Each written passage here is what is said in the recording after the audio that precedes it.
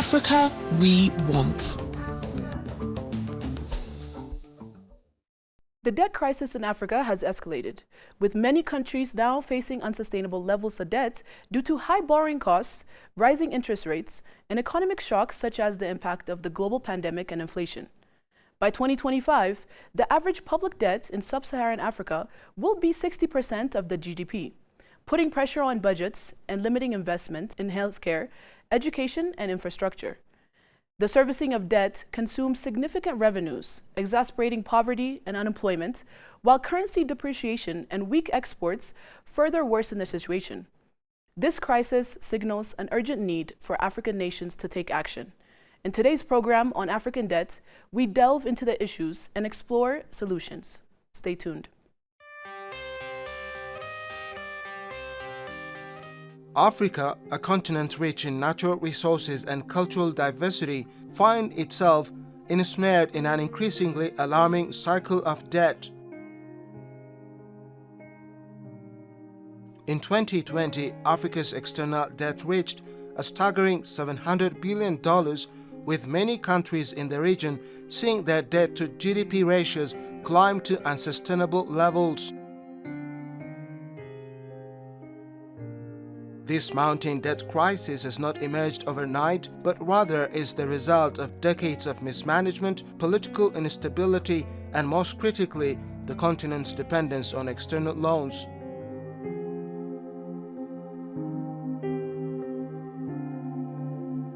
Despite being one of the world's wealthiest regions in terms of natural resources, Africa's dependency on foreign debt continues to increase, weakening its economic sovereignty and perpetuating a cycle of poverty and underdevelopment.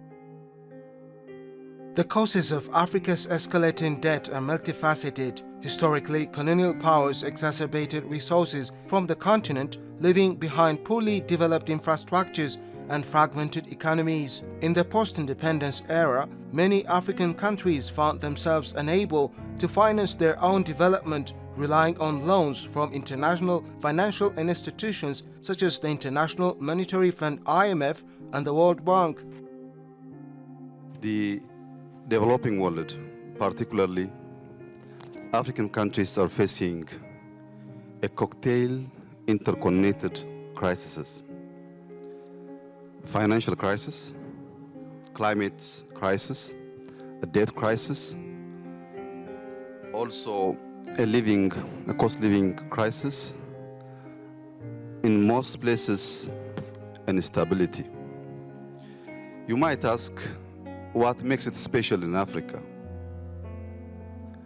What makes it unique in Africa is the magnitude of the crisis, as well as the interconnectivity of the crisis. As an instance, inflation, almost in all commodities, has risen sharply in many countries. Today, daily meal for many Africans are biggest issue. However, these loans often came with harsh conditions that demanded economic structural adjustments, leading to austerity measures that only further entrenched poverty. Fast forward to today, and the continent's dependence on foreign debt remains entrenched. The growing debt burden is evident in the latest statistics. In 2021, African countries were expected to pay over $30 billion in external debt service, with many countries spending a significant portion of their budgets on servicing loans rather than investing in education, healthcare, or infrastructure. As many Africans and other developing nations face severe debt crisis, this financial strain hampers our efforts to combat climate change, transition to low-carbon economy, and adequately fund essential sectors like education, health, and social protection. We have frequently discussed the financial challenges that restrict our economic capabilities and reduce our investment in resilience and growth. High interest rates lead to unsustainable sovereign debt, complicate refinancing, and destabilize our currencies. This leaves the continent vulnerable to external shocks such as fluctuations in global commodity prices, which affect African exports like oil, gold, and cocoa. For example, Nigeria, one of the largest oil producers in Africa, has seen its debt service payments soar as oil prices have been volatile, leaving the government with little room to maneuver economically. Similarly, Kenya's debt has grown in the last decade, pushing the country into a perilous situation where it may have to divert critical resources to meet external obligations, compromising long-term national development. The international stakeholders involved in this debt crisis include not only the creditors themselves, but also global financial institutions and developed nations that have historically influenced Africa's economic policies. There is a sharp dividing line in today's world. Some countries can finance their own recovery through quantitative easing. The rest must borrow from private or public creditors, much as individuals do. Without corrective action, this divergence will entrench a profoundly unequal global order in which the poor have no chance of ever catching up with the prosperous. Debt relief negotiations should be conducted with the welfare of citizens in mind and with a long-term view of development objectives, including the SDGs. Modernizing the international debt architecture should not be seen as merely a COVID emergency measure. It is a long overdue discussion that goes to the heart of the inequalities that continue to bedevil our world. Finding innovative solutions to this dilemma should rightly be a central preoccupation of the international community in the immediate future. Western countries and financial institutions, while offering some debt relief and restructuring, have largely failed to create meaningful systemic changes that would reduce Africa's reliance on borrowing. The responsibility of stakeholders in this crisis cannot be overstated.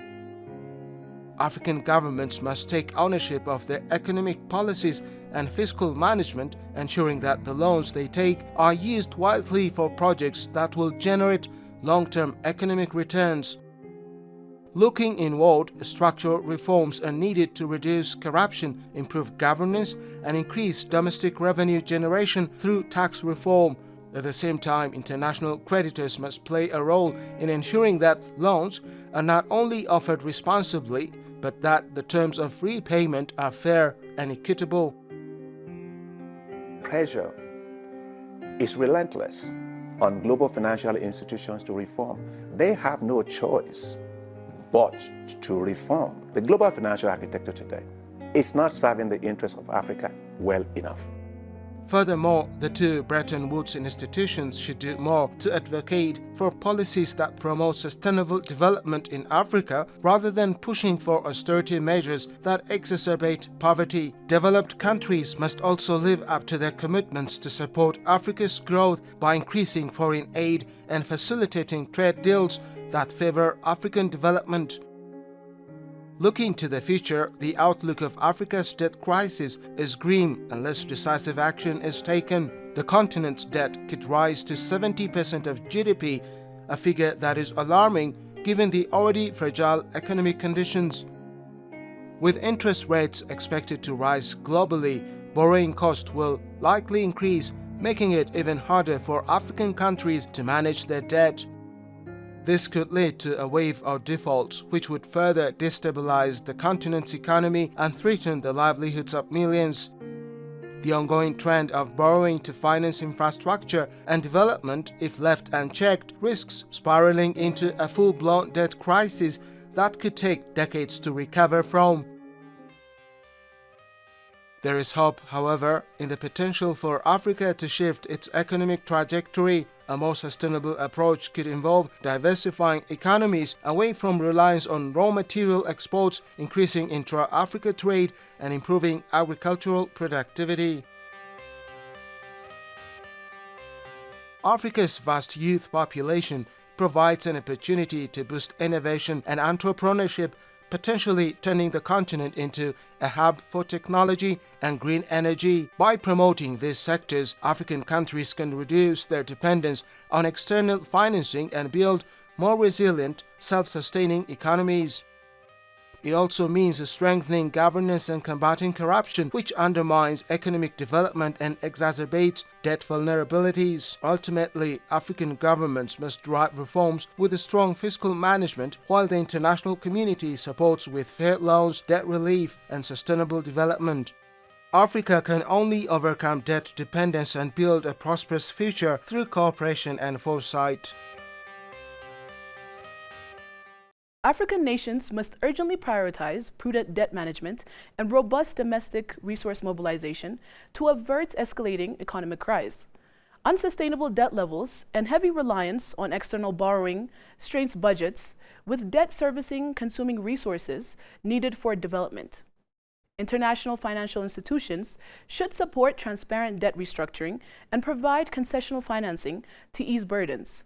Without strategic reforms, including curbing wasteful expenditure and enhancing revenue collection, fiscal vulnerabilities will deepen, risking defaults and economic instability. Proactive measures, such as strengthening governance and fostering inclusive growth, are critical to ensure sustainable development. Failure to act decisively will exacerbate poverty, weaken resilience, and jeopardize future prosperity across the continent. I hope you enjoyed today's program and gained a critical insight into debt issues in Africa. Next time, we will come up with another story that matters to the continent. Until then, goodbye.